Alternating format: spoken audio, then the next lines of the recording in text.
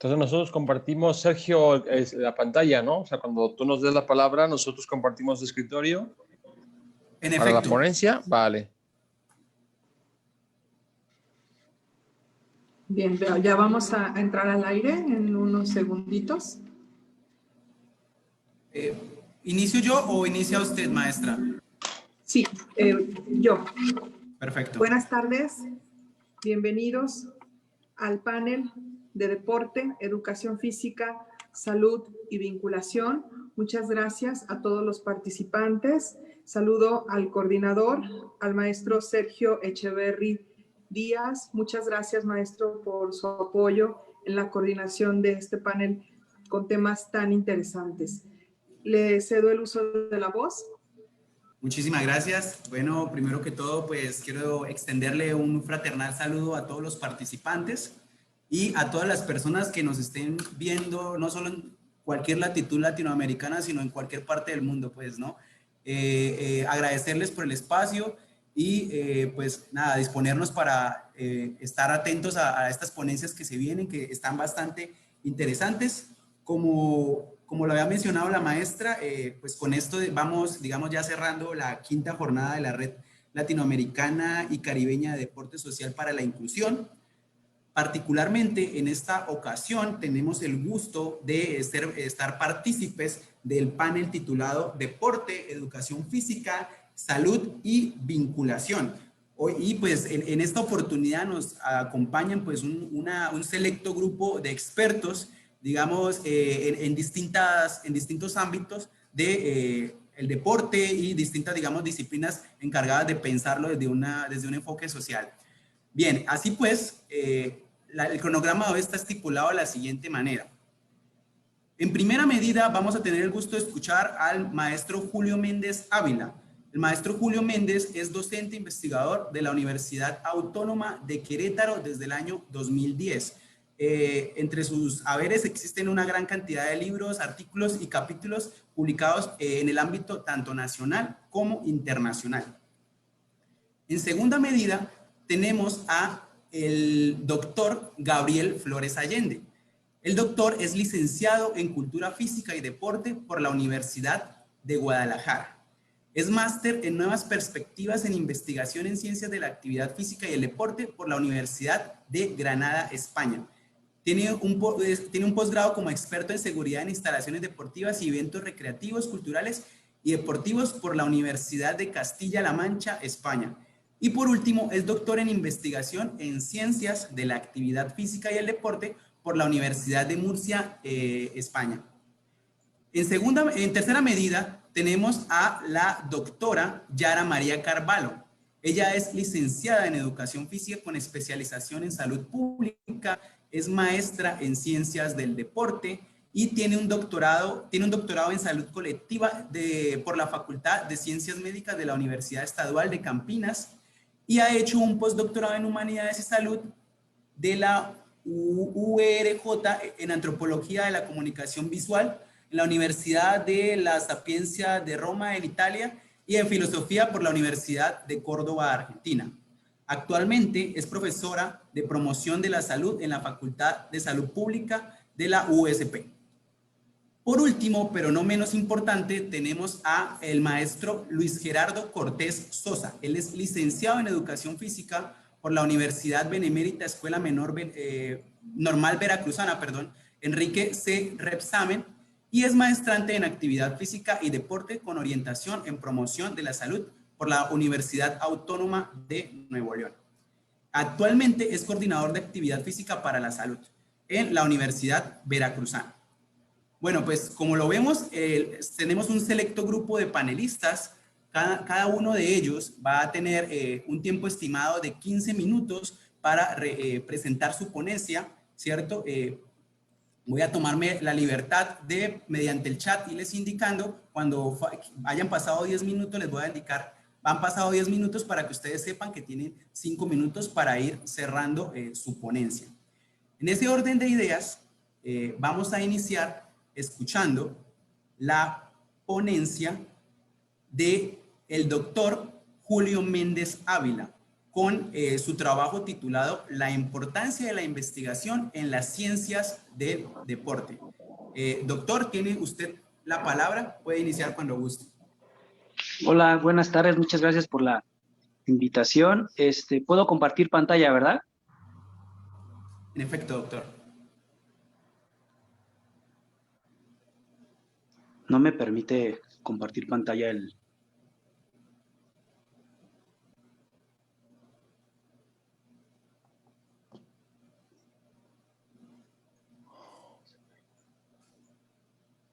Creo que no me deja. Supongo que me pide que me pongan como anfitrión para poder compartir. Tengo entendido que está abierto para compartir, doctor. ¿Sí?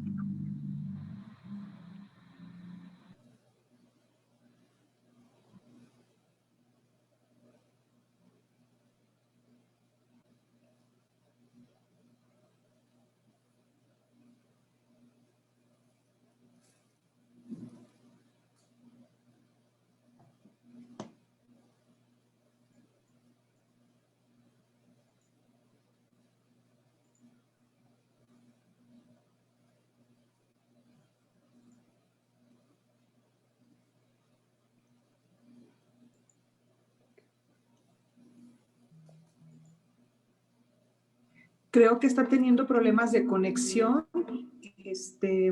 Maestro Sergio, si podemos con el siguiente panelista en lo que el doctor Julio resuelve su problema de conectividad. Desde luego, claro que sí. Si Bueno, quiere lo hago sin presentación, no hay problema.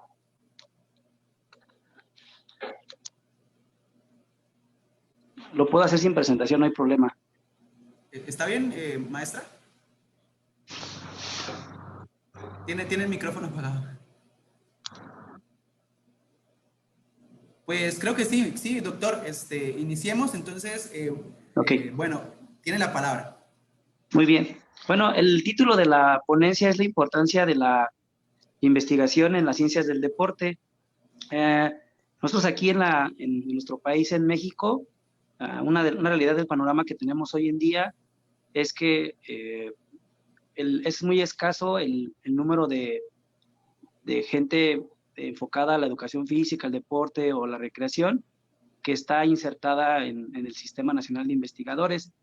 De acuerdo a los últimos datos que arrojó el Sistema Nacional en el 2018, solo el 0.70% de cada 1,000 habitantes, que son personas económicamente activas que se dedican a investigar, pertenecen a este sistema. Y el 30% de los ingresos que CONACYT da a los programas van enfocados a ingeniería y el otro 25% va enfocado a química. Solamente algunos de nosotros hacemos investigaciones relacionadas con humanidades, es el 9%, y algunos también hacen investigaciones enfocadas a la medicina y a las ciencias de la salud, que solamente es el 2%. Eso obviamente limita mucho aquí en México que alguien pueda dedicarse a investigar, porque no hay recursos para dicha situación. Además de que, por ejemplo, los investigadores en México, la mayoría hacen investigación de tipo descriptivo.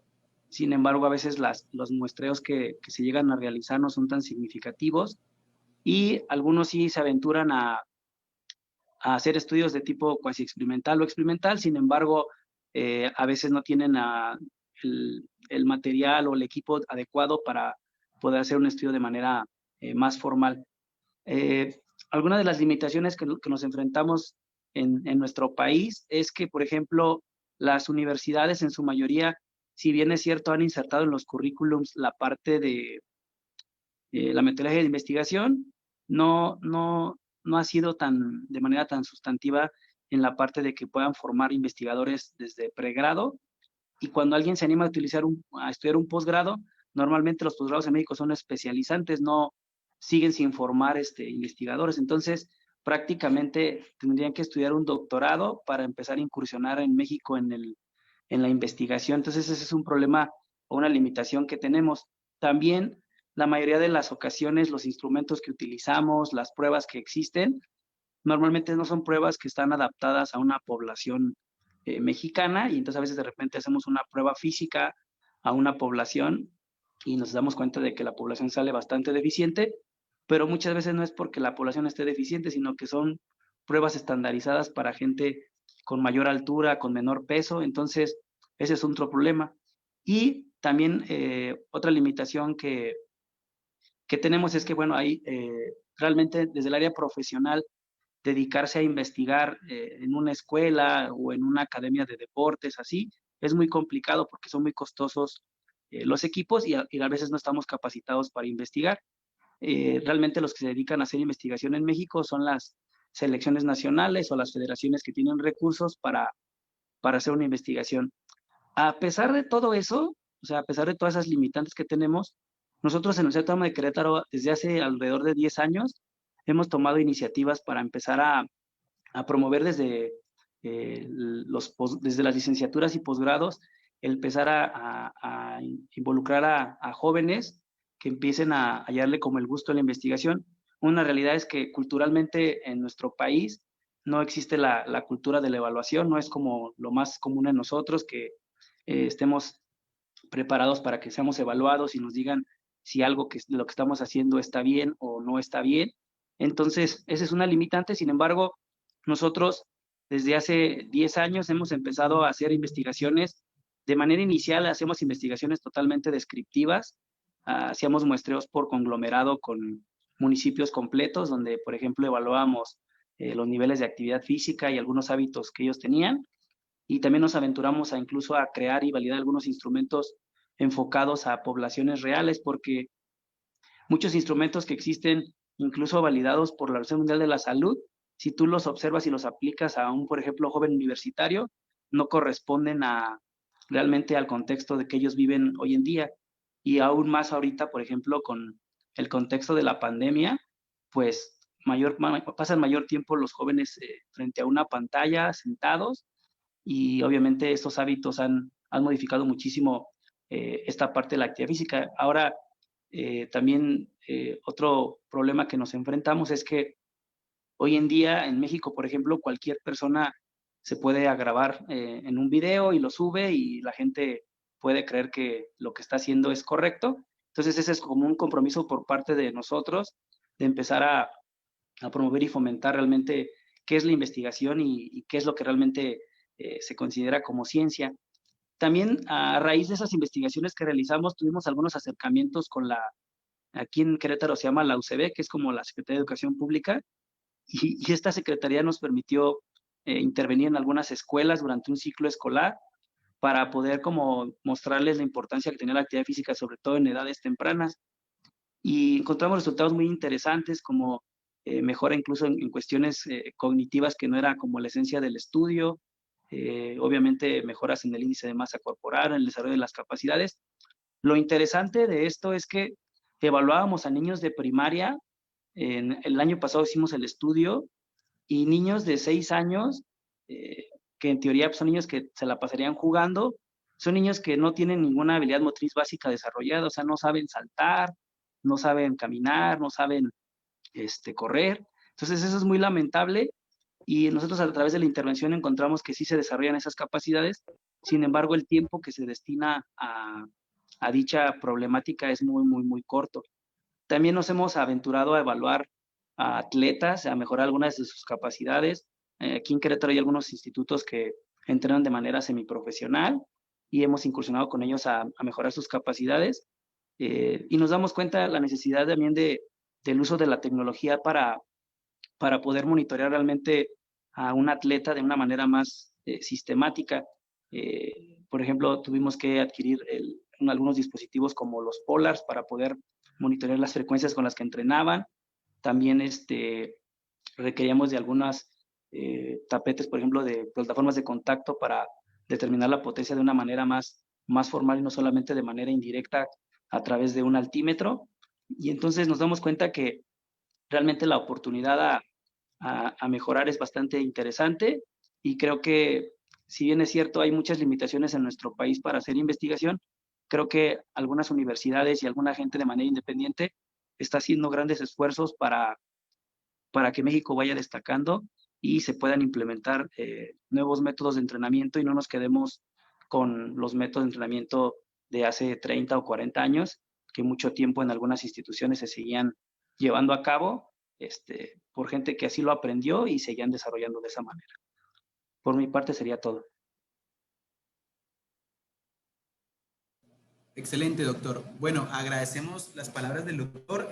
Súper importante lo que nos, digamos, la invitación que nos lleva a reflexionar las palabras que acaba de mencionar, sobre todo, digamos, por los efectos positivos, digamos, no solo en términos de actividad física, no solo en términos de prevención del sedentarismo que tiene el deporte, sino además también por los efectos sociales que pueden, digamos, generarse o las potencias que pueden, digamos, generarse a partir del deporte como cohesionador social o digamos como generador de otros procesos de carácter humano, ¿no? Entonces, vital las palabras que acaba de mencionar el doctor.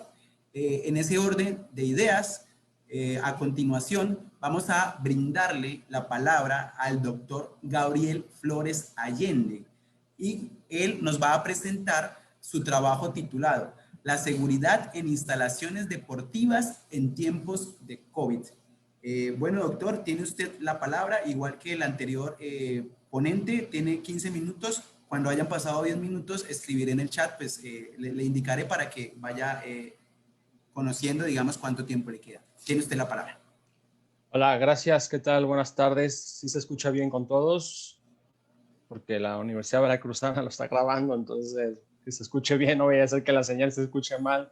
No, la verdad que muchas gracias. Es un honor estar esta tarde con todos ustedes, con quienes me acompañan en el panel, con Julio, con Yara, con Luis y de luego con Sergio. Y agradecer la invitación de la maestra Maribel Barradas, que le agradezco y que la conozco desde, como lo he dicho antes de entrar al aire, la conozco desde hace algunos años, una gran amistad que nos unió al deporte universitario en su tiempo. Y bueno, ella sigue en el deporte universitario, en el tema de la gestión de la promoción del deporte universitario.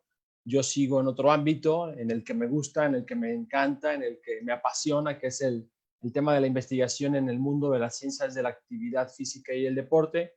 Y en verdad, nos lo reitero nuevamente, un placer estar con todos ustedes, a quienes nos siguen por las señales de las redes sociales y por la televisión de la Universidad Veracruzana. Agradecer la invitación y un gusto poder compartir con ustedes un tema que de entrada puede sonar como ¿de qué será que nos va a hablar la persona que viene a continuación?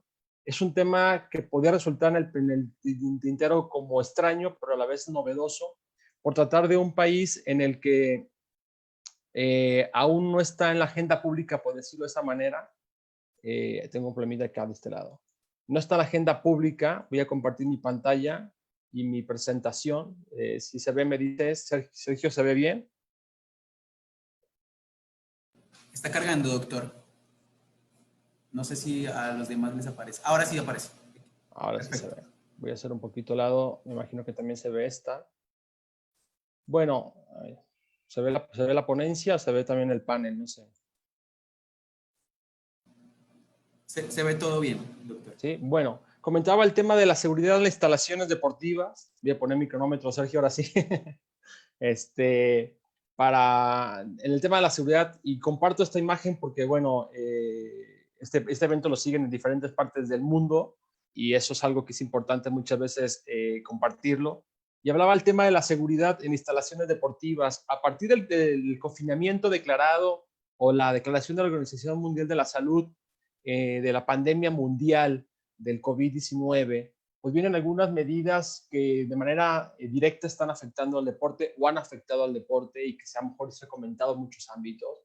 Por un lado, el distanciamiento social, el aislamiento social también, el aislamiento físico, el no contacto, el evitar saludar de mano con las personas, con el propósito de evitar la propagación de este virus y que conlleve finalmente un colapso en el sistema sanitario de los diferentes países. Y por tanto, pues bueno, lo hemos comentado, es el rival más peligroso para los deportes, así como hoy le está afectando a la salud de las personas, pues también está afectando, o ha afectado, mejor dicho, a todo el tema del deporte en el mundo. Pero esta imagen que está aquí tomada de Cebreros y Cuellar, hace poquito en un reporte en un diario nacional, me encantó de ese tiempo, porque efectivamente ha mermado el tema del deporte. pero también es importante saber, para hablar de la seguridad en el deporte, se habla mucho de que las personas quieren reanudar la práctica deportiva, de que las personas dicen, pues si ya lo abrió el deporte profesional, ¿por qué nosotros no? O ¿por qué los gimnasios están cerrados, los centros escolares? Y es importante hacer esta concepción tripartita que está aquí en esta imagen. ¿Cómo estaba el deporte antes del COVID? Vamos a poner 14 de marzo. ¿Qué es lo que ocurre durante la etapa de confinamiento? Y la palabra nueva que se está utilizando mucho, que discrepo de ella, de la nueva normalidad. Y si hablamos de nueva normalidad, ¿qué significa? Que no hemos tenido una evolución en el deporte. La situación, por eso, del confinamiento está conllevando a que se están inventando de pronto algunos términos. Y bueno, antes de este confinamiento, pues bueno, de diferentes ámbitos, el deporte se analiza escasamente, pero sí una realidad. El deporte como política pública, en el tema de analizar el deporte, si se tiene que seguir promoviendo, invirtiendo recursos que se ponen en estado de cuestión sobre si se tiene que seguir invirtiendo grandes cantidades para el deporte de alto rendimiento contra el deporte para todos y cómo impacta finalmente en la salud y la calidad de vida de las personas, el cómo se puede erradicar la violencia en los estadios, en los grandes escenarios y recintos deportivos, que los vemos no cada semana, muy frecuente en nuestro país, no únicamente en el deporte profesional, sino también en las ligas deportivas, en donde los padres se agreden a otros, se meten con los jugadores en las ligas infantiles. Y luego, pues, desde luego, está el tema reciente de la seguridad en el ámbito deportivo, lo comentaba hace unos segundos, un tema que no está en la palestra de nuestro país, en México, e incluso también en países de Sudamérica.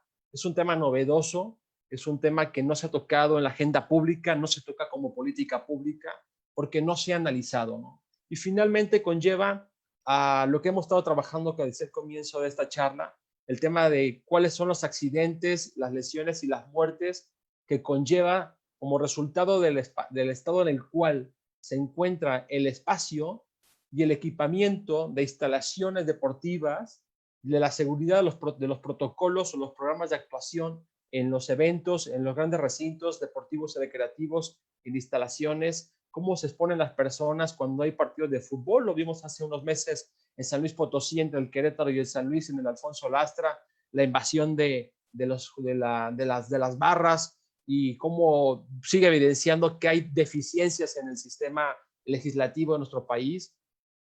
Y bueno, también durante la etapa del confinamiento, pues bueno, se ha supuesto, por un lado, las afectaciones, y bueno, pongo aquí algunos datos, por ejemplo, en el Bayern Múnich, por ejemplo, el tema del fútbol, el tema bueno, aquí está lo que significa recursos en euro, pero por ejemplo, para el Bayern Múnich, el cerrar el estadio significa una gran pérdida económica en millones de euros, y por la venta, por ejemplo, de taquilla, de salchichas, de cerveza, pues implica a un recurso más. El tema de interrupción de competencias juveniles, pues vemos ahí lo que ha generado finalmente para la industria del deporte las grandes cantidades millonarias para este tipo de eventos juveniles.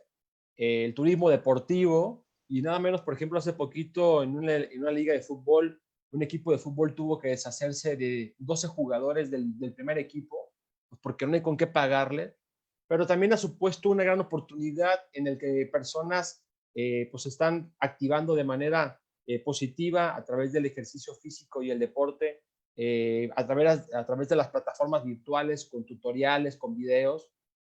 Entonces, es importante también esta situación para poder augurar qué es lo que viene a continuación, qué es lo que viene en el estado del deporte.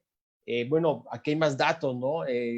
Investigaciones que se han llevado a cabo en este año 2020 y cómo vamos, por ejemplo, cambios fisiológicos debido al COVID-19 en atletas, promover la actividad física después del COVID, ejercicio físico como terapia en los adultos mayores, impacto del sedentarismo debido al confinamiento. Y significa esto muy importante porque hemos visto cómo personas que eran activos a través de este tipo de plataformas virtuales han pasado a ser activos. Hay estudios que así lo corroboran, y que pues ahora las personas tienen diferentes instrumentos para activarse en sus casas, ¿no? Pero está aquí, por ejemplo, la duda, dice reapertura de los centros deportivos cubiertos durante la pandemia, la seguridad y prevención de piscinas en el momento del COVID, Entonces, ha supuesto también algo muy importante para el mundo de las ciencias de la actividad física y el deporte, este confinamiento, que es lo que decía Julio, la importancia de contar con más datos, de más investigaciones, de más estudio, de que la gente se implique más en esto, las personas que nos están siguiendo como estudiantes universitarios o graduados ya titulados, qué interesante sería que se sumaran con diferentes grupos de investigación, acrecentar los conocimientos aún escasos, porque realmente se fijan los datos que tenemos son de otros países y en nuestro país aún son escasos, ¿no? Entonces, cuando hablamos de la seguridad, el doctor Gómez Calvo es un buen amigo de madrileño, quien estimo mucho. Él habla del tema de la seguridad, dice es una necesidad y un derecho de las personas y una obligación y una responsabilidad legal de quienes dependa dicha seguridad. Pero en términos del deporte, la seguridad en el ámbito deportivo, dice, una labor de gestión y de un factor de calidad y de excelencia de los servicios que se presentan a los usuarios y los practicantes. El gran reto es ahora cómo reanudamos la práctica, cómo será la práctica en base a que las instalaciones deportivas, la función del gestor deportivo y el plan de seguridad. Son tres variables que hay que tener muy grandes, aunque parece aquí que son tres imágenes pequeñas. Detrás de cada uno hay un mundo de datos, hay un mundo de variables a considerar, que es importante comentarlo, que quienes están directamente en el ámbito del deporte escolar, del deporte universitario, de las piscinas, de las albercas, los clubes deportivos, los ayuntamientos, las universidades, los clubes deportivos, los clubes privados, el deporte profesional tienen que considerarlo y no tienen que ser de menos uno. Por un lado, hablar de instalaciones deportivas, tenemos que inspeccionar en las condiciones que se encuentra el espacio y el equipamiento de las instalaciones deportivas. También, por un lado, hay que saber que durante un tiempo, ya desde que una instalación o un espacio, un equipamiento, deja de utilizarse 2, 3, 4, imagínense, decía hace rato alguien de ustedes, 8 meses, implica ya un riesgo. Hay que saber en qué condiciones está el equipamiento, porque puede suponer un riesgo para la práctica de las personas. No únicamente llegar a desinfectarlo, porque en caso contrario veremos lo que ocurre aquí, el alambrado, ¿sí? El tema del pavimento deportivo, cómo ha sido ya tomado por falta de uso, la humedad, las lluvias, la falta de mantenimiento, obligó a las personas a dejar de asistir a las instalaciones, personas que se han colgado de las canastas de baloncesto y que se han quebrado. Estas fotos no son tomadas, bajadas del Facebook ni de las redes sociales, son fotos tomadas por nosotros. Esta fotografía, por ejemplo, del lado derecho, es en la zona de la zona de Puerto Vallarta, Bahía de Banderas, en la costa aquí de Jalisco. Y vemos las condiciones en las que está. Imaginemos por un instante la práctica y después de haber estado un tiempo inactivo, el riesgo que supone para los usuarios, para espectadores. Y digo, ¿por qué? Por lo siguiente, comparto esta imagen que es de un resultado de una investigación que estamos llevando a cabo desde el año pasado.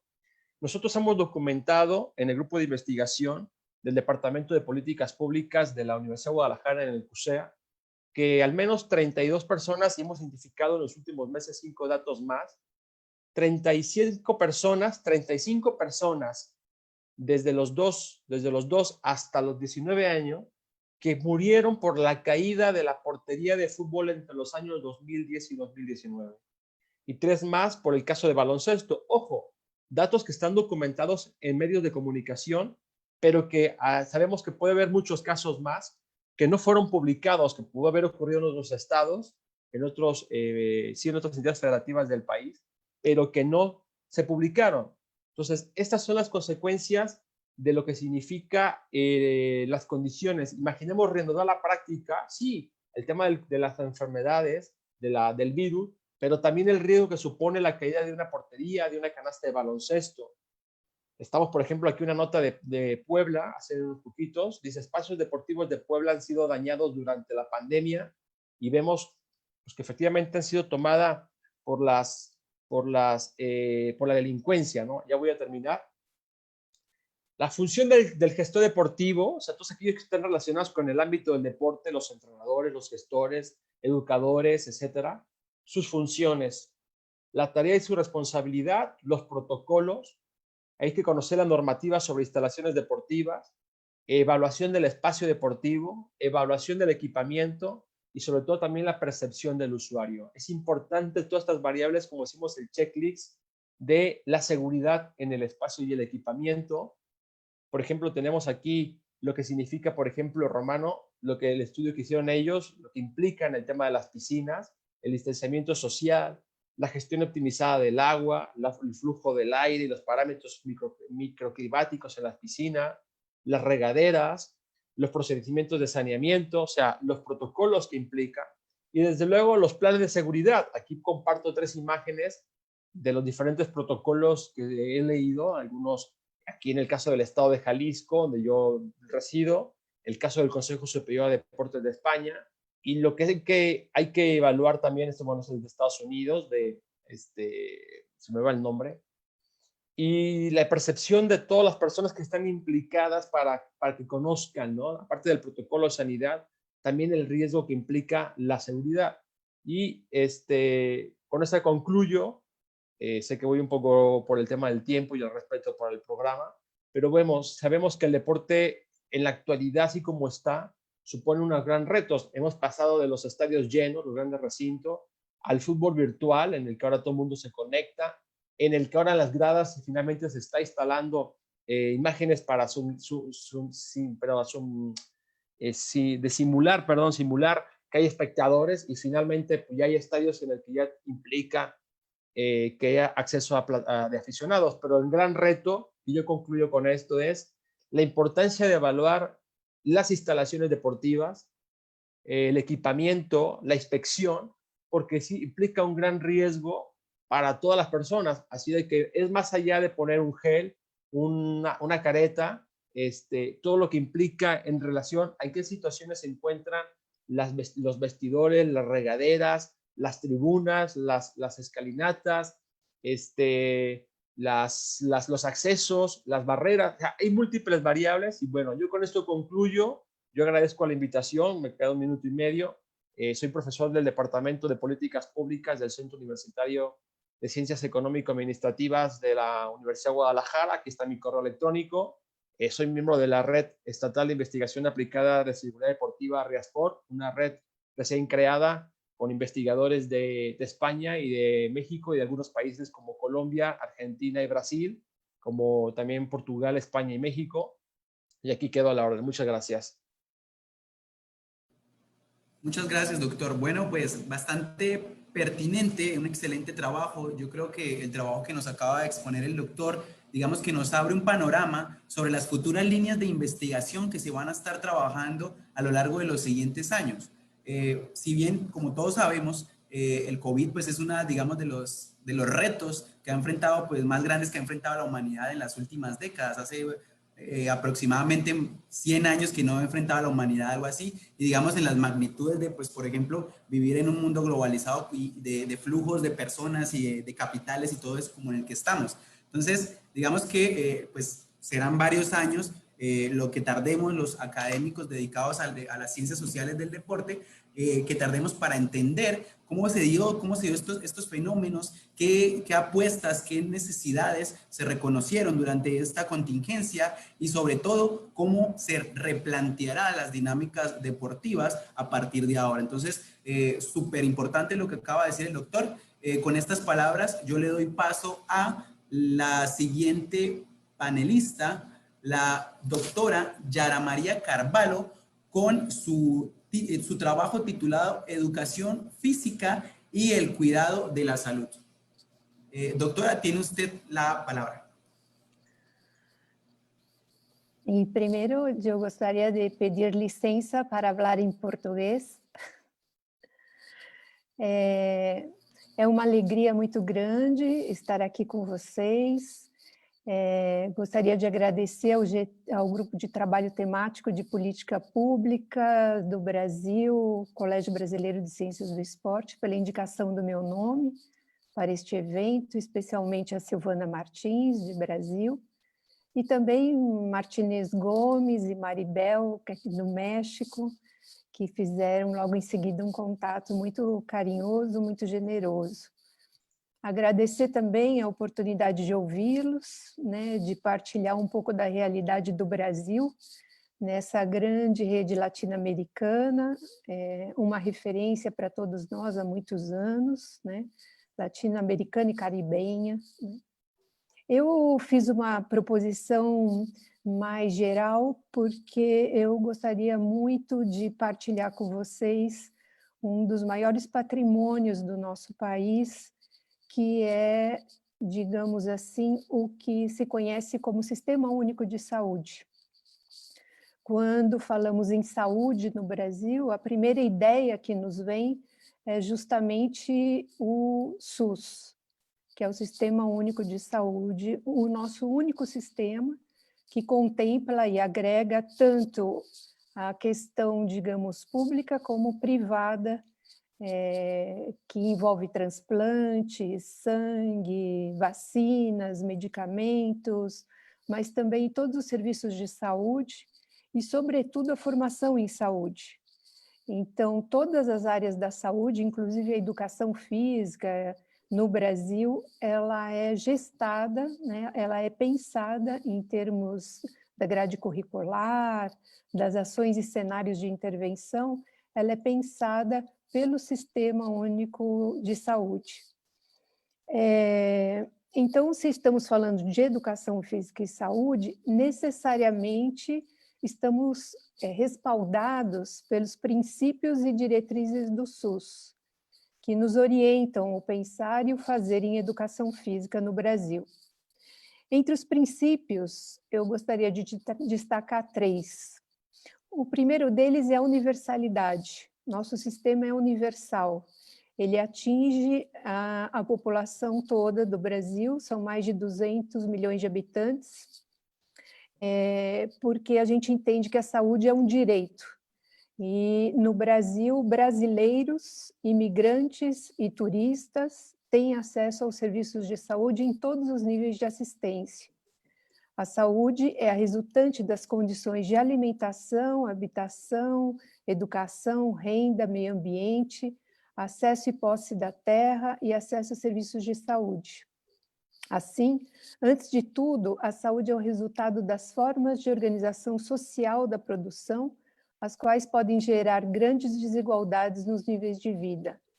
Então, esse princípio da universalidade apresenta-se não apenas como direito à saúde garantido mediante políticas públicas, bem como aponta para a questão do direito à vida e à igualdade de acesso sem distinção de raça, sexo, religião ou qualquer outra forma de discriminação do cidadão brasileiro. Um segundo princípio é o da equidade, um modo de regular as diferenças, reconhecendo, portanto, a pluralidade e a diversidade da condição de vida, no sentido da distribuição de renda, de recursos, de insumos e serviços. Necessidades de saúde têm sido alvo de disputas das indústrias farmacêuticas, de cosméticos e equipamentos de saúde, sobretudo no âmbito da educação física e do esporte. Um terceiro princípio é o da integralidade, que é uma ideia contrária à cisão entre ações preventivas e curativas. O foco aqui é o processo saúde e doença, entendida como conjunto articulado e contínuo das áreas e serviços, tanto de natureza da prevenção como de cura, individuais e coletivos, exigidos para cada caso em todos os níveis de complexidade do sistema. Então, quando a gente fala em integralidade, a gente está se contrapondo à ideia da compartimentalização dos serviços. Esses princípios, eles estão articulados às diretrizes do SUS. E também são 3 diretrizes que eu gostaria de destacar, que são a descentralização do serviço, quer dizer, todo o sistema é pensado a partir da micropolítica, então a gente está pensando aqui nos municípios, a gente está pensando nos estados e no âmbito federal, quer dizer, as políticas de saúde, elas são pensadas nesses diferentes âmbitos, articuladas aos programas nacionais, e uma outra diretriz é a regionalização e hierarquização dos serviços, e um terceiro é a participação da comunidade. E aqui eu gostaria de destacar que a participação popular é um dos marcos históricos da reforma sanitária brasileira no final dos anos 70, momento em que sanitaristas, trabalhadores da saúde, movimentos sociais organizados e políticos, juntos na luta pela saúde como direito. Essa participação da população, através de suas entidades representativas, na formulação de política, no planejamento, na gestão, na execução e avaliação das áreas de saúde. Então, diversos interesses econômicos, políticos e culturais estão em jogo no campo sociopolítico brasileiro, colocando em disputa projetos societários distintos e, em decorrência, modelos de cuidados distintos, impedindo muitas vezes a abrangência e qualificação das ações em saúde, como em governos que reduzem o papel do Estado nas políticas sociais, assim como as influências de organismos internacionais a favor de sistemas privados. O modelo democrático e civilizatório proposto pelo SUS, ao mesmo tempo em que amplia a participação social na formulação e implementação de políticas, exige permanente e cotidianamente defendermos o SUS. E eu estou trazendo essa questão, digamos assim, mais estrutural do pensamento em saúde no Brasil, porque, eu não sei se vocês sabem, mas na década de 70, no século passado, houve um grande movimento na América Latina, entre os países hermanos, no sentido de pensar a saúde latino-americana um pouco descolada, digamos assim, das referências canadenses, americanas e europeias. Havia uma crise latino-americana no campo da saúde, muito respaldada na ideia de que haviam avanços tecnológicos e científicos muito importantes no mundo em relação à saúde, mas, ao mesmo tempo, havia uma degradação da qualidade de vida das populações do hemisfério sul. E, nesse sentido, foi necessário repensarmos aquilo que eram as necessidades de saúde da população. E, por conta disso, movimentos sociais organizados, sobretudo movimentos femininos das mulheres, das mães, mas historiadores, filósofos, sanitaristas, se juntaram no sentido de pensar um serviço, pensar um sistema de saúde, que resultou justamente no SUS, e pensar num outro campo de ação e de formulação de políticas, como o campo da saúde coletiva. Então, há de destacar que a diferença entre a saúde pública e a saúde coletiva. Saúde coletiva é um campo de produção de conhecimento, tal qual saúde pública, só que nasce na América Latina, ou seja, ela está muito respaldada por aquilo que são as realidades, que tem a ver com as nossas desigualdades, as nossas dificuldades, digamos assim, de sustentação de algumas políticas, sobretudo as políticas sociais. Diante desses princípios e diretrizes, né, como é que se coloca, como é que se situa a educação física no Brasil? Quer dizer, a educação física, e com ela nós temos repensado o papel das universidades públicas, que ainda estão um pouco comprometidas com a formação para a rede pública de serviços, seja para a rede de saúde, seja para a escola, seja para o lazer. Ainda formamos mais profissionais de educação física para que tenham clínicas e academias, em detrimento das escolas e dos serviços públicos de saúde. Como consequência, são milhares de profissionais desempregados, formados em educação física, e a maioria da população que não pode pagar pelos serviços das academias e clínicas sem acesso aos saberes e práticas de educação física. Com relação à formação em saúde nos serviços, temos começado desde o primeiro ano de formação, sobretudo na Universidade de São Paulo,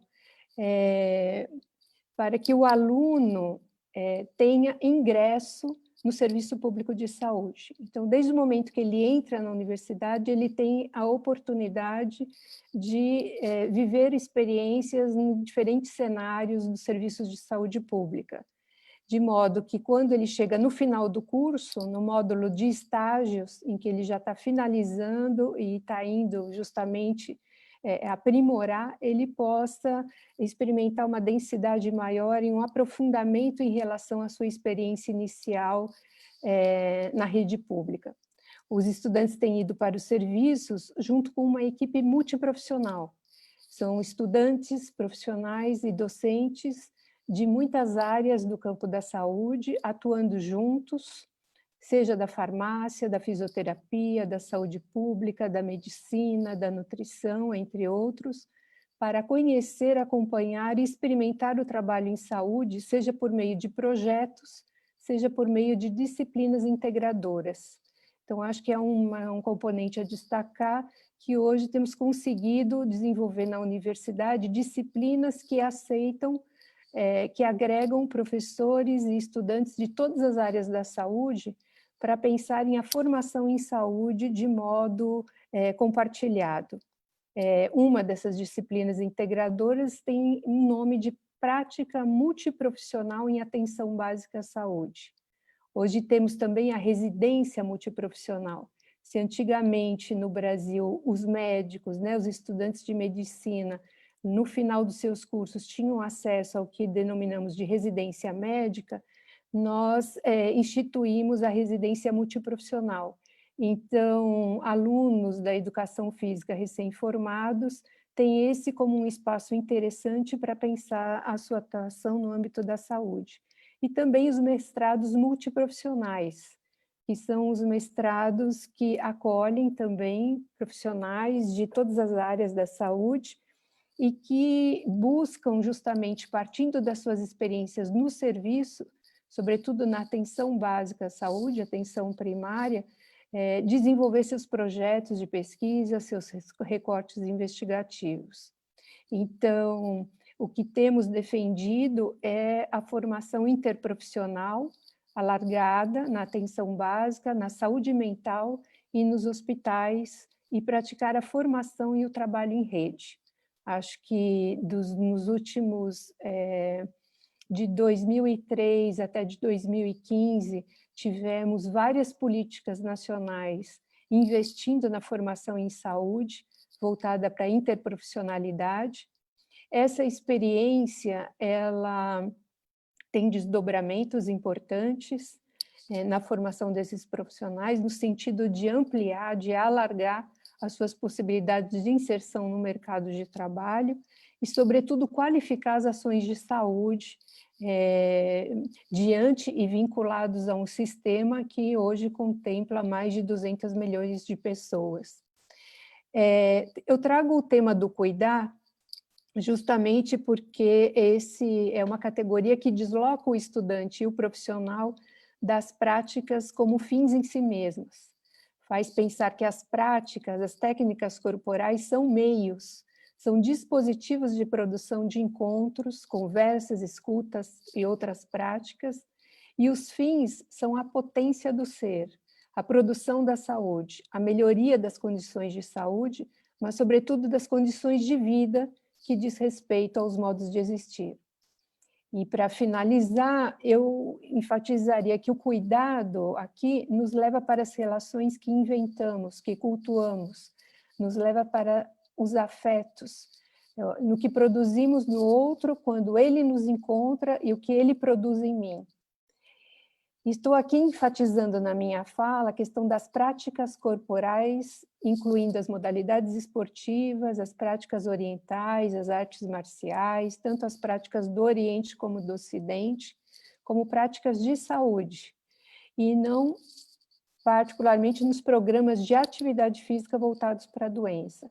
Essa é uma questão também que nos move, né? Quer dizer, aqui no Brasil é muito frequente os programas voltados para depressão, para sedentarismo, para doenças problemas de cardiopatias, enfim, para a questão da doença. O nosso foco tem sido justamente não desmerecendo essas iniciativas, mas focar na saúde, na potência de vida.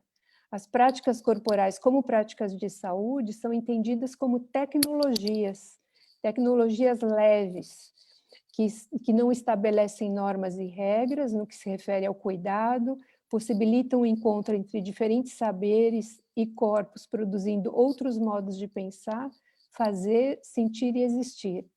Em síntese, elas nos levam para os nossos modos de existir. Então, num momento, numa contemporaneidade que nos convoca para pensar na multiplicidade de corpos, né? Pensando aqui na questão, por exemplo, que nos convoca o Acosta, o equatoriano, que nos leva ao encontro dos povos aborígenes, dos povos originários, para pensar o nosso futuro, né? Para pensar o que queremos com a nossa saúde, pensando não só, digamos assim, na questão técnica, né? Mas sobretudo no planeta Terra, o que é que vamos e com o que vamos quando partimos e falamos da educação física e do esporte. No sentido do bem viver, né? No sentido de rever os nossos modos de produzir práticas que sejam mais condizentes com aquilo que são as necessidades de saúde das populações e dos povos diante das suas diversidades. Agradeço a atenção y el tiempo.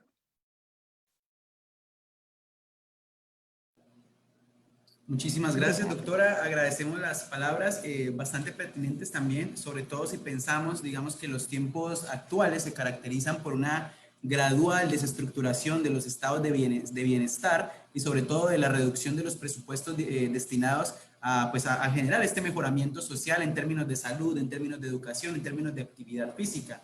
Entonces, pensar esto, sobre todo en el contexto de una pandemia global, pues abre posibles panoramas, nuevos derroteros, nuevos retos, nuevos obstáculos, nuevas cosas que hay que asumir. Entonces, fundamental las palabras de la doctora. Y habiéndola escuchado, damos paso al último panelista, el maestro Luis Gerardo Cortés Sosa, con su trabajo titulado Ejercicio físico para salud en personas con discapacidad. Tiene usted la palabra, maestro, cuando guste iniciar. Muchas gracias, buenas tardes a todos. Agradezco mucho la oportunidad de compartir con ustedes mi visión acerca de la temática mencionada. Voy a compartir pantalla. Solamente, por favor, me corroboran si es posible visualizarla. Sí, maestro. Perfecto.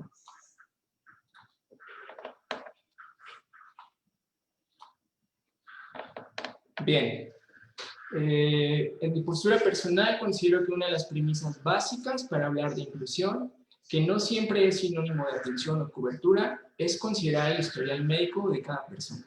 Es decir, si aquello que como profesionales de la actividad física o deporte ofrezco es benéfico para el individuo o en su defecto, si verdaderamente estoy dispuesto a realizar mi intervención considerando características personales.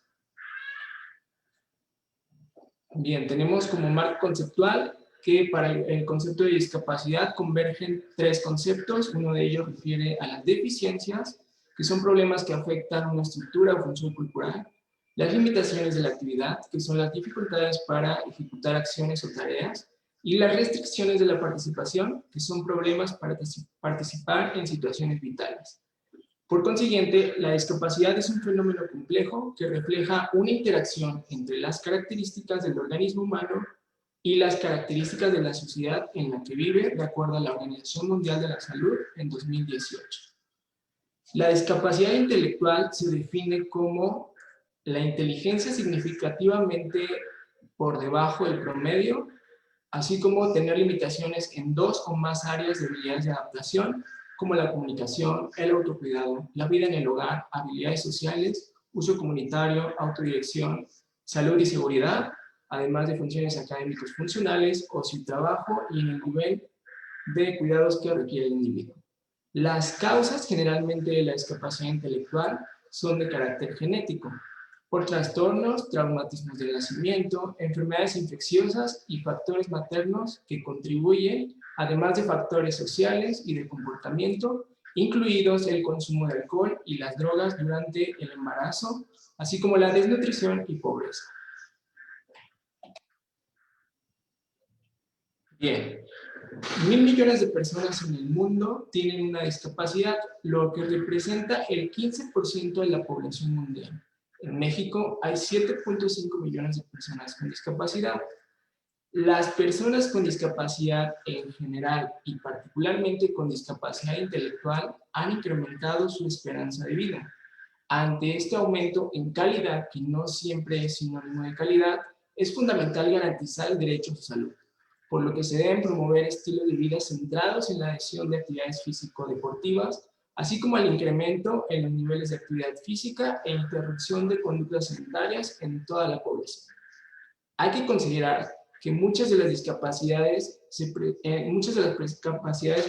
presenta un envejecimiento prematuro, con el incremento de edad, además de las particularidades que existen de carácter biológica, siendo las fisiológicas, las que son principalmente de interés, del grupo etario de la tercera edad, en donde el trabajo de fortalecimiento compensa algunas de las pérdidas que son comunes, como la dinapenia, la sarcopenia, pérdida de masa muscular, teniendo esto un impacto en la salud.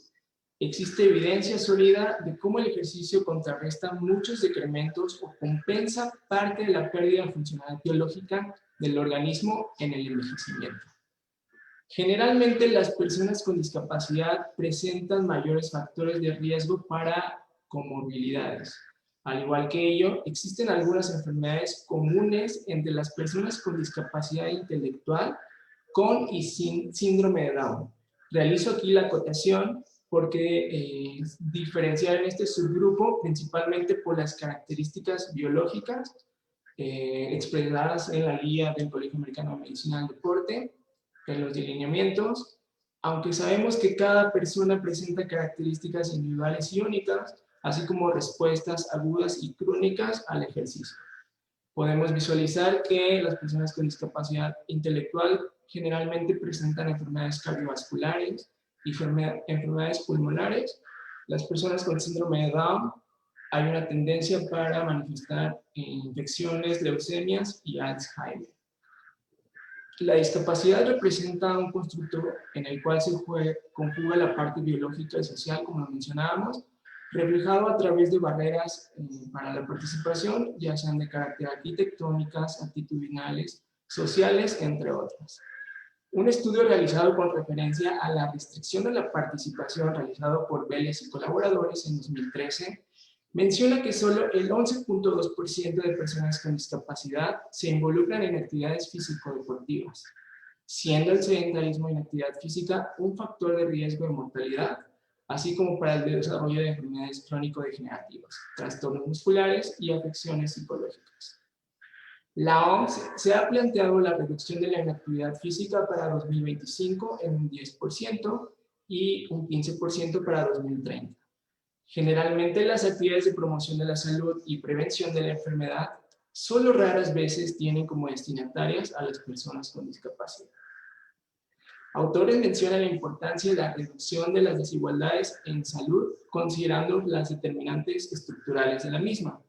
De manera específica, las determinantes de la actividad física en México refieren la atención e implementación de políticas públicas para poblaciones vulnerables, tal como aquellas con menor escolaridad, en donde se presentan entornos con inseguridad, en donde existe menor estatus socioeconómico y personas con discapacidad.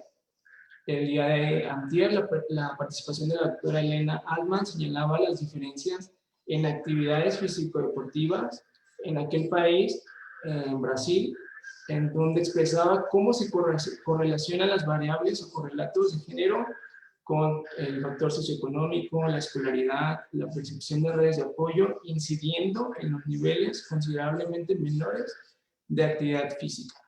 En el tema de discapacidad se acrecienta cuando se combinan dos o más de estos factores o condiciones mencionadas. Es decir, una persona con discapacidad que aunado a ello tiene un estatus socioeconómico bajo y que habita en una comunidad rural, por ejemplo, tiene mayor grado de exclusión.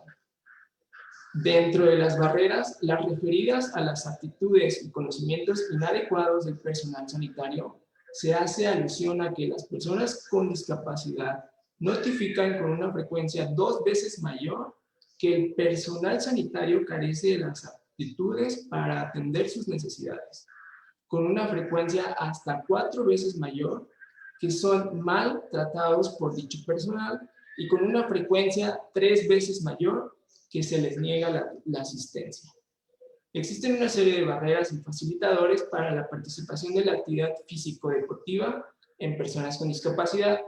El facilitador de participación más destacado descrito es la planificación de programas para promover la inclusión. Las principales barreras descritas son las limitaciones prácticas y falta de oportunidades accesibles e inclusivas, por lo que se debe desde la educación superior, el sistema educativo nacional y sociedad en general promover oportunidades. Es muy probable que los profesionales de la salud, el ejercicio, educadores físicos, entrenadores deportivos, atiendan a personas con discapacidad intelectual que necesiten tanto pruebas de ejercicio físico específicas, así como pautas de entrenamiento, haciendo alusión a lo que comentaba el doctor Julio Méndez, que habló sobre la estandarización de pruebas. Uno de los conceptos fundamentales es conocer la aplicabilidad de dichas pruebas, y no solamente en las personas con discapacidad, sino en personas que presentan algún tipo de enfermedad crónico-degenerativa, tal como sobrepeso, hipertensión, diabetes. Generalmente solemos estandarizar y es muy necesario verificar la aplicabilidad. Bien, resulta prioritario promover ejercicio físico, pero consideremos, bueno, aquí viene una serie de recomendaciones de aplicación de protocolos y pruebas de valoración de capacidades físicas validadas y fiables para personas con discapacidad intelectual.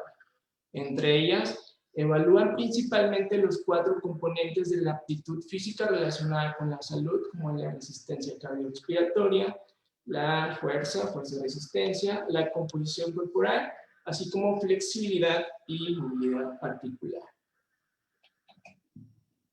Consideraciones para su aplicación. Es necesario tener en cuenta que el 50% de personas con síndrome de Down presentan cardiopatías congénitas y una alta incidencia de inestabilidad antaloaxial. En la ejecución de estas pruebas es recomendable la familiarización o un pretest, ya que esta misma es mediada por el nivel de comprensión y motivación personal. Es importante dar indicaciones precisas, claras, hacer una demostración y reforzamiento verbal, así como la aplicación e interpretación de pruebas de campo validadas para medir la resistencia cardiovascular. Bueno, aquí hay una serie de recomendaciones respecto a la prescripción de ejercicio físico para la salud. Estas no distan mucho con relación a la población en general. Sin embargo, sí hay que tener en cuenta que generalmente, como mencionamos, son individuos sedentarios y en muchos casos presentan índices de sobrepeso u obesidad. Entonces, estas son recomendaciones muy generales. En la cuestión de la resistencia cardiovascular, puede ir de 3 a 4 sesiones, de 3 hasta 7 días, con esa frecuencia, intensidades del 40 al 80% de volumen de oxigenación máximo, intensidades moderosas a vigorosas. No es muy recomendable el parámetro del índice de esfuerzo percibido, en el sentido de que si le preguntamos a una persona con discapacidad intelectual si está cansada, generalmente hay una tendencia por contestar así. Entonces, generalmente se recomienda cambiar como el enunciado. El ejercicio puede ser intermitente, sobre todo pues evitar que sea con mucha duración, pueden ser periodos de 10 hasta 15 minutos, incorporar pausas y posteriormente retomar. Puede tener una duración de 30 a 60 minutos. Respecto al fortalecimiento muscular, bueno, se recomienda que sea de 2 a 3 sesiones por semana. En intensidad, comenzar con 8 a 12 repeticiones de un 60% de repeticiones máximas, llegando hasta un 75-80%, de 2 a 3 series y con un periodo de densidad entre 1 y 2 minutos. La flexibilidad, bueno, aquí comentó que sean 5 veces a la semana, pero pues puede ser con la frecuencia que sea adaptable. En todas las sesiones se recomienda trabajar flexibilidad, así como movilidad articular. Hay algunas consideraciones específicas en personas con discapacidad intelectual. Muchas de ellas toman distintos tipos de medicamentos como antidepresivos, anticonvulsivos, hipnóticos, neurolípticos y reemplazo de tiroides, que es importante considerar al momento de prescribir ejercicio. Lo ideal es tener un acompañamiento médico, pero sabemos que en muchas de las ocasiones lo ideal dista un poco de la realidad. Muchas personas con discapacidad intelectual tienen problemas de control motor y coordinación, por lo que pues, se sugiere que no se planteen actividades complejas. Además, el principio de supervisión cobra relevancia y se sugieren actividades variadas para maximizar el disfrute y adherencia. Esto también responde mucho a los intereses personales o el grupo etario. Sabemos que la estrategia por excelencia en niños es el juego. Entonces, sí, la idea es diversificar estas experiencias de acuerdo al grupo etario. Consideraciones específicas en personas con síndrome de Down. Generalmente presentan niveles muy bajos de capacidad aeróbica y fuerza muscular. Casi todas las personas con síndrome de Down tienen una frecuencia máxima baja, probablemente causada por la reducción de respuestas de catecolaminas al ejercicio, y que la probabilidad de enfermedad cardíaca congénita es alta. Entonces sí hay que ser muy cuidadosos en ese sentido, sobre todo en el control de intensidades. Sabemos que el principio básico de todo profesional de la actividad física y de ciencias de la salud es no dañar, y es muy necesario tener presente estas particularidades. Ante situaciones de inestabilidad anteroaxial, por la que es necesario ser cuidadoso con la hiperflexión o hiperextensión del cuello, generalmente pueden presentar hipotonía del músculo esquelético, y bueno, también es importante considerar que presentan una serie de características anatómicas como baja estatura, extremidades y dedos comúnmente, junto con malformaciones de pies y dedos, boca, cavidad nasales pequeñas con una lengua grande que sobresale y puede afectar negativamente el rendimiento en el ejercicio. Existen una serie de beneficios, algunos son de carácter genérico, tal como la mejora del bienestar, que el ejercicio físico es un agente protector para el desarrollo de enfermedades crónico-degenerativas, que mejora la aptitud física y mejora componentes cognitivos, principalmente en personas con síndrome de Down, que es un beneficio un poco más específico, ya que casi todas las personas con síndrome de Down, como lo observamos, experimentan un periodo de Alzheimer prematuro a partir de los 30 años. Y bueno, estudios recientes sugieren que el aumento de actividad física o ejercicio puede ser importante para mantener los componentes cognitivos, incluida la memoria. Ventajas de promover ejercicio físico en personas con discapacidad. Bueno, es adaptable a condiciones espaciales, temporales e individuales, y esto lo hacemos muy, o se ve muy presente en este escenario de confinamiento. Generalmente es viable, ya que no requieres un equipo específico, es asequible, económico y puede llegar a ser muy efectivo. Además de que, bajo el paradigma de los derechos humanos, representa un medio de empoderamiento para un mayor control de la salud.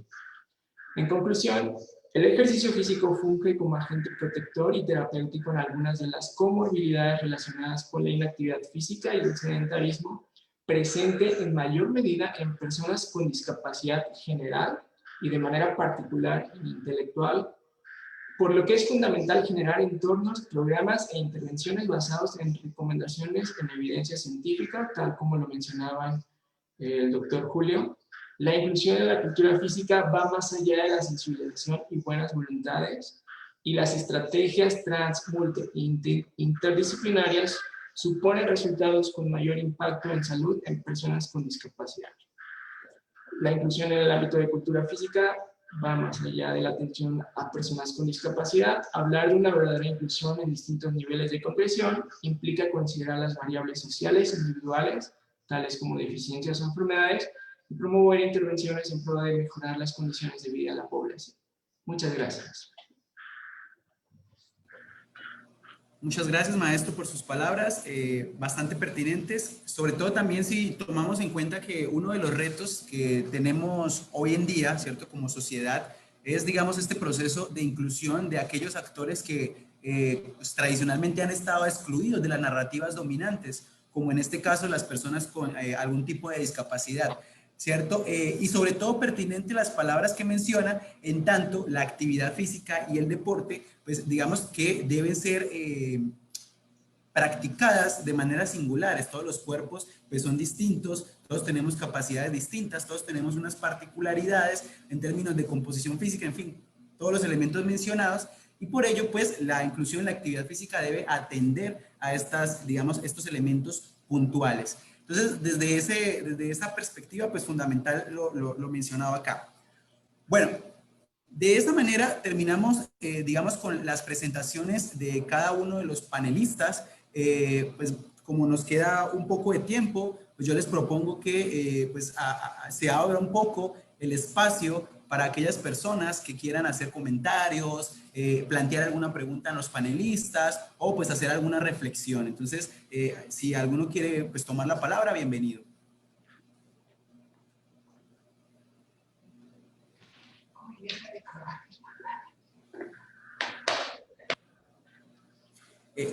Maestro, si nos hace el favor de terminar la opción de compartir pantalla, por favor.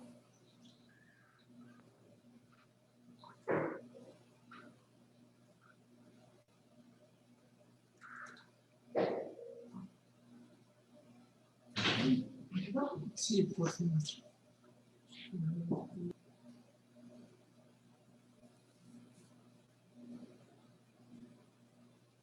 Perfecto. Muy bien. ¿Hay alguno de los presentes quiere hacer algún comentario, alguna reflexión, alguna pregunta?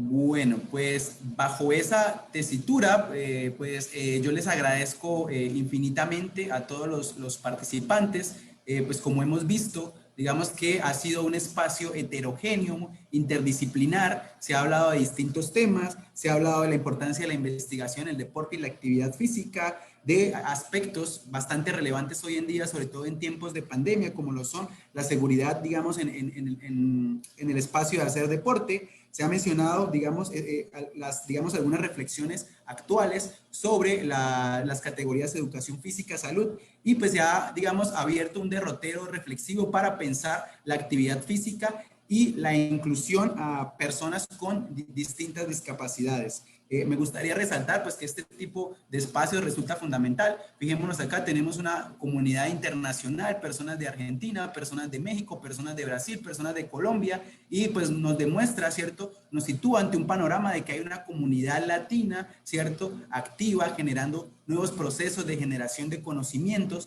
pensando el deporte, pensando la inclusión social desde otras lógicas, pensando la salud desde lógicas no hegemónicas. Entonces, digamos que es un panorama bastante motivador, ¿cierto? Para aquellas personas que vienen en el camino y pues van a tomar la antorcha, ¿cierto? Aquellas personas que venimos, ¿no? En el camino y vamos a tomar la antorcha de todos estos escenarios y todas estas rutas de investigación bastante pertinentes hoy en día.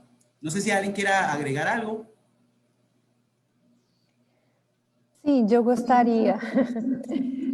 Me parece que tua fala chama muito atenção para a necessidade de a gente pensar em políticas públicas latino-americanas.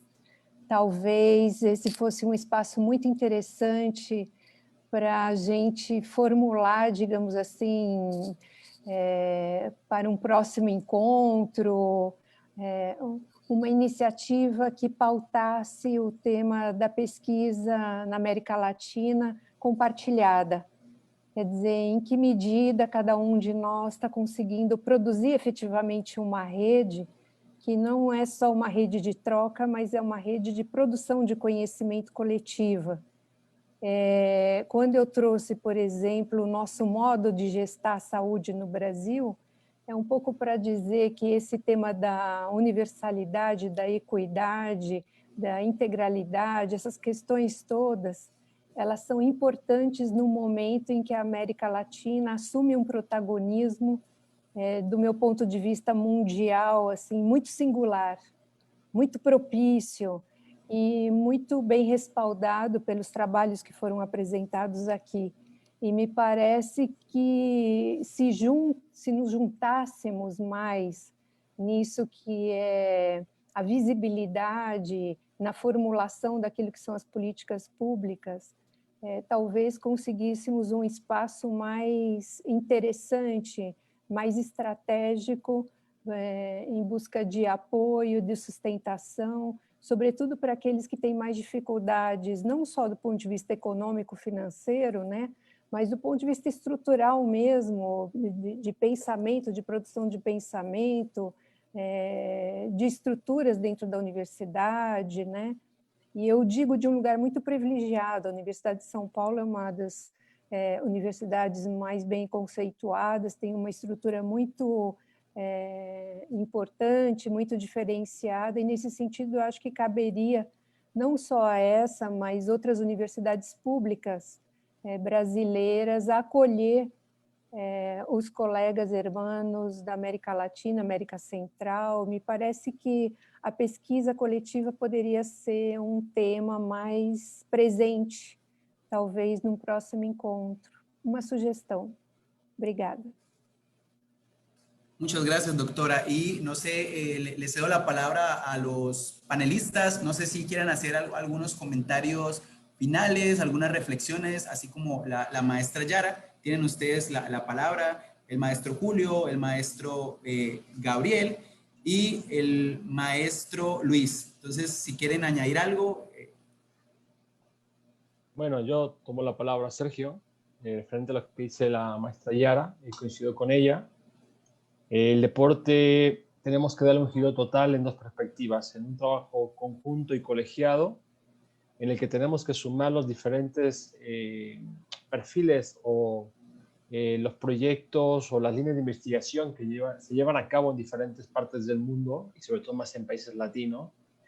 Y segundo, cambiar el chip sobre el deporte. La verdad que creo que quienes se encuentran en etapa de formación en el ámbito de la actividad física y el deporte, quienes emigran, muchas veces la perspectiva de profesional es muy escasa en cuanto a una visión del entrenamiento, de la gestión, mejor dicho, como administración del deporte.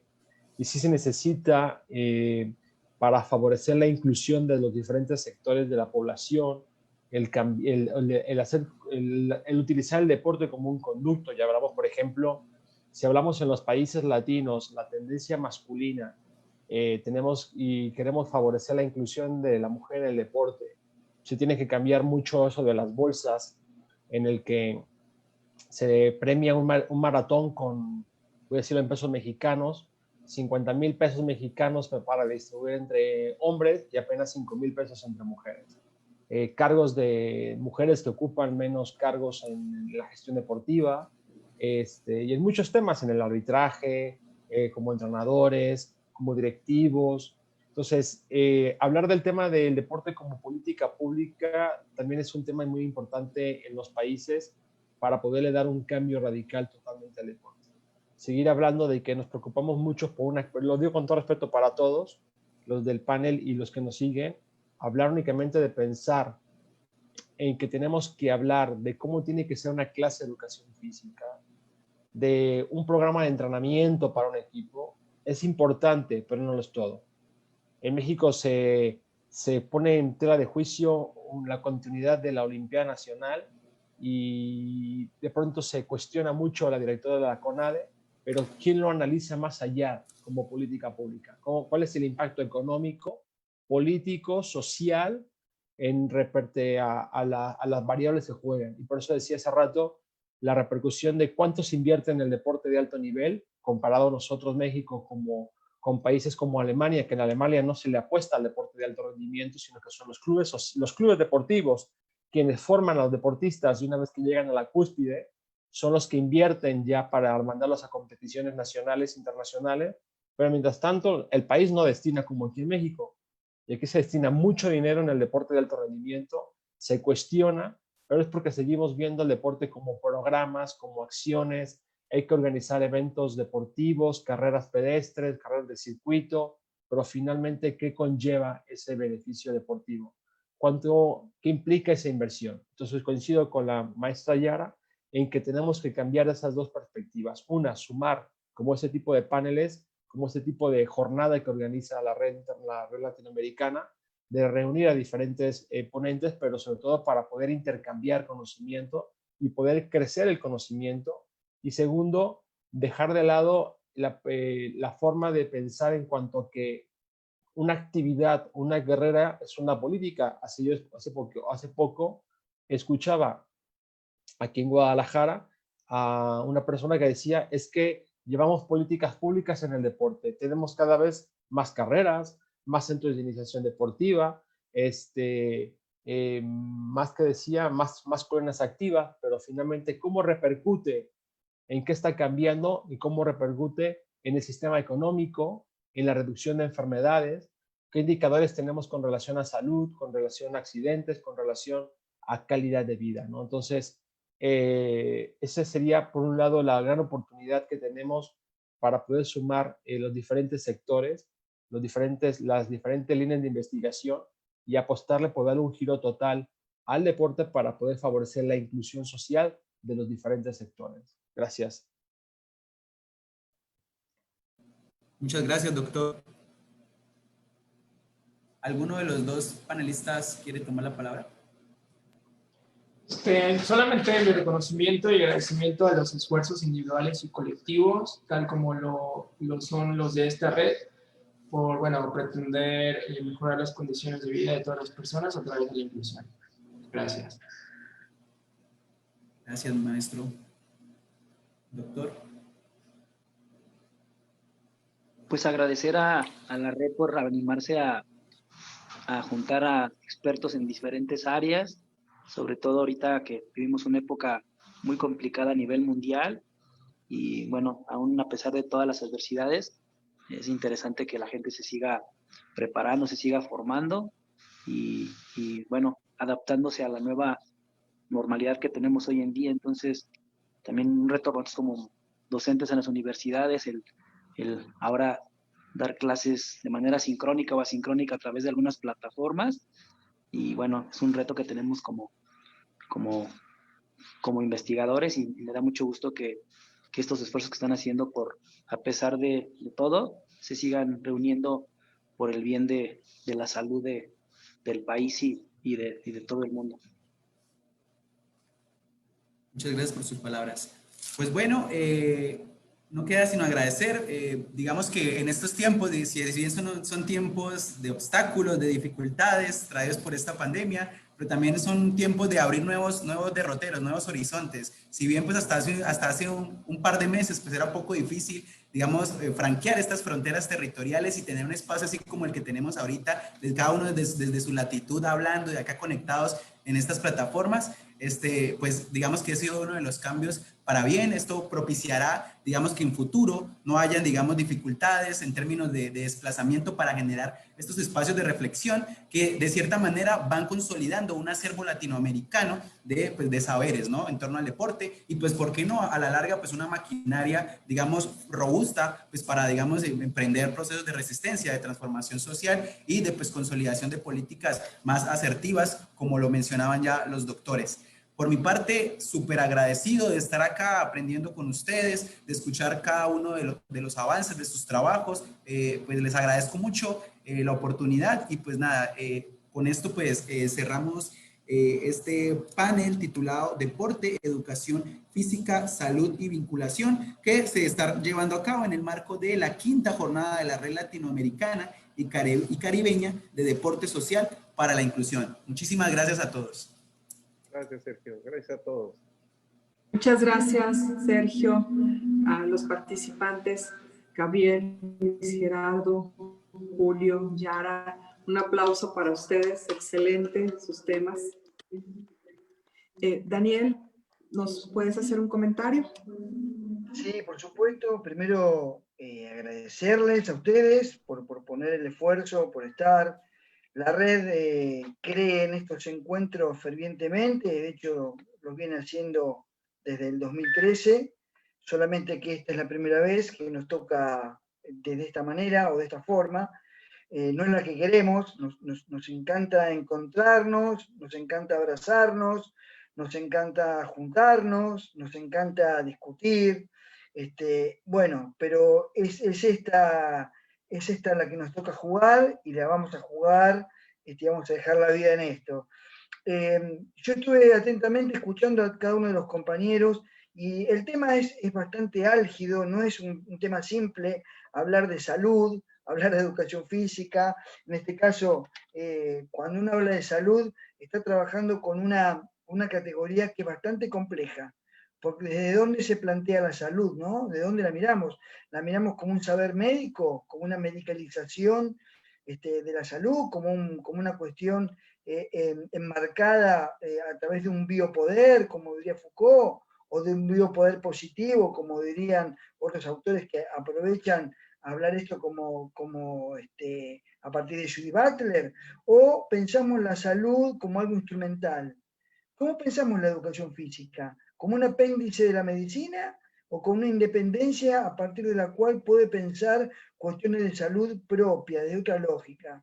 Bueno, estos son todos interrogantes que creo que se fueron más o menos planteando a lo largo de la jornada, particularmente en este bloque, ¿no? O sea, nosotros apostamos a una salud que tenga que ver con una equidad social, por eso apostamos a políticas públicas, por eso pensamos que el deporte, la recreación, la danza, la gimnasia, y no hablo de grupos algunos, no hablo ni de heterosexuales, no hablo de discapacitados, no, hablo de personas, ¿no? Todas, todos y todes tienen que tener la posibilidad de ese goce y ese placer que nos da el deporte o la actividad física.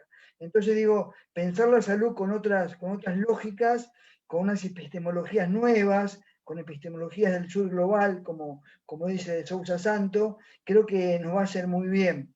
Y estoy de acuerdo con Gabriel Flores, que plantea seguir discutiendo, con Yara, que plantea seguir discutiendo, y creo que vamos por ese camino.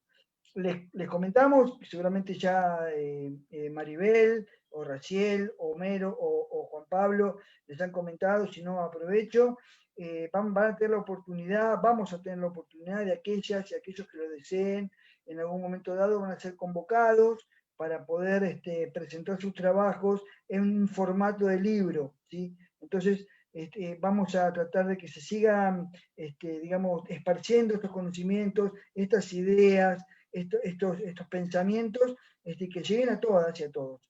Hay 4 libros de la red que ya Juan Pablo los va a socializar de alguna manera en forma digital, son de libre acceso, son gratuitos, y hay un libro del compañero Elois, un compañero venezolano que también va a estar dando vuelta por las redes, seguramente de ustedes, para que puedan hacerse de esos saberes e intercambiarlos. Simplemente agradecerles infinitamente desde Argentina el esfuerzo que estamos haciendo, y ya estamos llegando a la recta final, que no quiere decir que llegamos al final, quiere decir que es un nuevo comienzo que va a desarrollarse dentro de muy poco, a los cuales van a estar todas, todos y todes convocados. Muchas gracias Daniel, gracias a todos, y bueno, los invito a nuestra pausa activa con la maestra Dania. Gracias, maestra. Un gusto saludarlos nuevamente a todos, y para iniciar con nuestra última pausa activa, quisiera invitarlos a que se pongan de pie y que me acompañen a realizar estos ejercicios que nos ayudarán a romper con esa postura sedentaria en la que nos encontramos. Iniciamos con movimientos articulares de cabeza arriba abajo.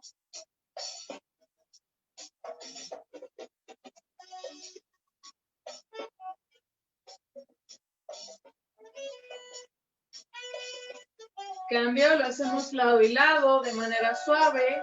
1, 2, 3, 4, 5, 6, 7, 8. Cambio, vamos a girar los brazos completamente hacia el frente. 3, 4, 5, 6, 7, 8. Lo hacemos hacia atrás. 8, 7, 6, 5, 4, 3, 2, 1. Cambio, vamos a flexionar y extender nuestros antebrazos.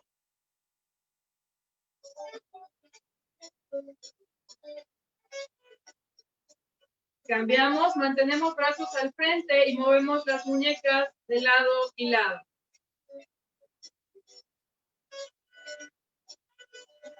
Cambio, ahí mismo vamos a mover todos nuestros dedos, dándole completa movilidad a la mano. Y ahí mismo separamos y juntamos todos nuestros dedos. Cambio, vamos a flexionar lateralmente de manera suave nuestro tronco. 4, 5, 6, 7, 8. Cambio, vamos a girar la cadera hacia cualquiera de los lados. 7, 8. Al otro lado, 8, 7, 6, 5, 4, 3, 2, 1. Cambio, vamos a elevar rodillas. 1, 2, 3, 4, 5, 6, 7, 8. Mantenemos esta pierna y hacemos flexiones de nuestra rodilla. 5, 6, 7, 8. Bajamos despacio y la otra rodilla. Mismo.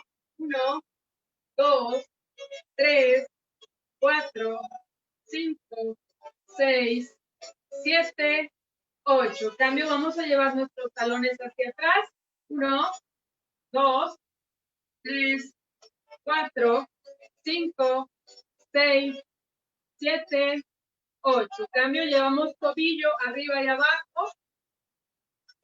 Yo lo subo un poco más, pero ustedes pueden mantenerlo abajo. Cambio, el otro tobillo, mismo movimiento.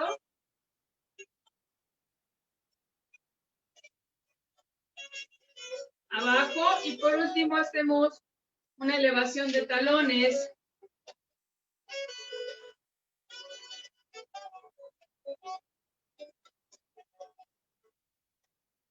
Y alto. Ok, siguiente ejercicio, vamos a mantener nuestros brazos arriba y vamos a elevar de manera alternada nuestras rodillas, de manera que cuando elevemos, toquemos cada una de nuestras manos. Ok, empezamos. 1, 2, 3, 4, 5, 6, 7, 8, 9, 10, 11, 12. Muy bien, vamos a comenzar con una simulación de marcha en nuestro lugar, a la velocidad que ustedes deseen. Vamos a elevar un brazo y el otro lo mantenemos hacia abajo de manera alternada. Vamos a llevarlos al frente, hacemos un giro, cambiamos y nuevamente. ¿Ok? Iniciamos. Abierto, llevo al centro, giramos. Muy bien, 2.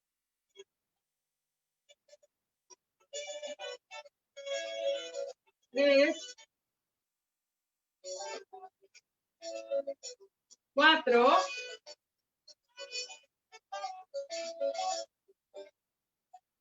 5.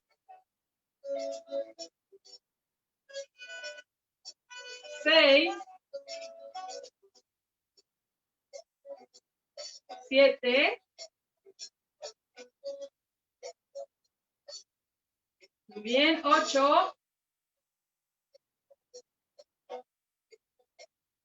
9. Y vamos por la última. Cerramos. Y 10. Muy bien. Nos mantenemos estáticos y ahora vamos a llevar el talón hacia atrás y nuestros brazos hacia arriba de manera alternada. Eso es. 1, 2, 3, 4, 5, 6, 7, 8, 9, 10, 11, 12. Bien, Continuamos la marcha en nuestro lugar y vamos a hacer círculos completos con los brazos. Hacemos 2 al frente y luego 2 atrás. 2 al frente y 2 atrás. Una vez más, 2 al frente y 2 hacia atrás. Muy bien, vamos bajando la velocidad y vamos a hacer 3 respiraciones profundas, ¿ok? Inhalo, exhalo, otra vez, inhalo, exhalo, y una vez más, inhalo y exhalo. Ok, continuamos con unos ligeros estiramientos. Vamos a tomar el empeine y lo vamos a llevar hacia atrás. Podemos sostenernos de nuestra silla o tratar de mantener el equilibrio.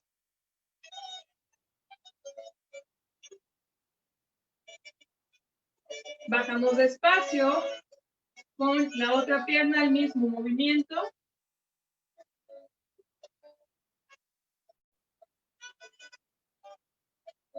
Bajamos despacio, vamos a llevar la rodilla hacia el pecho. En dado caso de que no llegue completamente, podemos mantenerla de esta manera y cargarla por delante. Cambio de pierna de manera suave, mismo movimiento. Recuerden que pueden hacer respiraciones en este momento en el que estamos estirando. Bajo despacio. Voy a separar un poco mis piernas y voy a ir bajando poco y lentamente hasta donde llegue y ahí me voy a quedar por 1, 2, 3, 4, 5, 6, 7, 8, 9, 10. Voy a subir lentamente, muy despacio. Subo, me reincorporo y voy a llevar el brazo hacia enfrente. Voy a bajar la palma. Voy a mantenerlo ahí unos segundos. Hacemos el cambio suavemente de brazo con el mismo movimiento.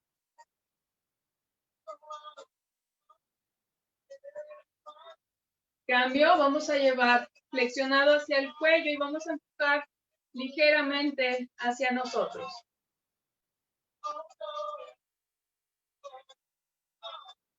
Hacemos el cambio de espacio, misma posición y mantengo. Bajo despacio y ahora elevo un brazo, flexiono por atrás y con mi otra mano voy a empujar ligeramente. Ahí lo voy a mantener, relajando.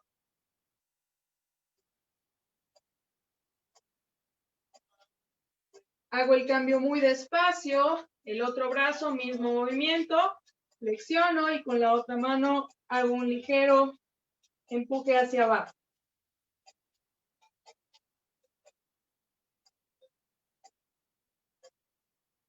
Regreso de manera despacio y ahora voy a entrelazar mis manos, voy a llevar hacia el frente, inclinando también mi tronco hacia adelante.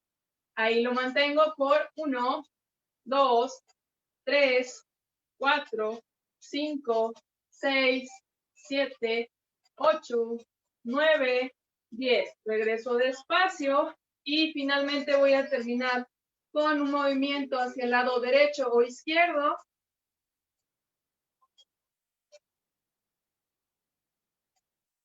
Regreso despacio al centro y hacia el otro lado.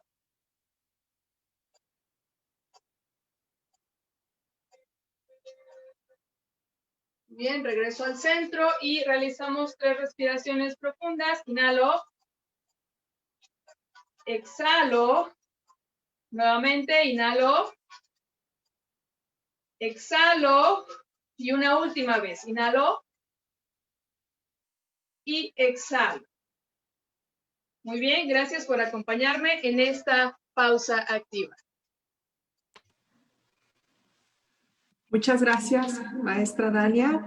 Vamos a un pequeño receso. Regresamos a las 17 horas de México, 17:30 horas de México, perdón, para nuestra clausura y presentación del libro de las cuartas jornadas latinoamericanas, de la Red Latinoamericana y Caribeña de Deporte Social para la Inclusión. Nos vemos en un ratito más.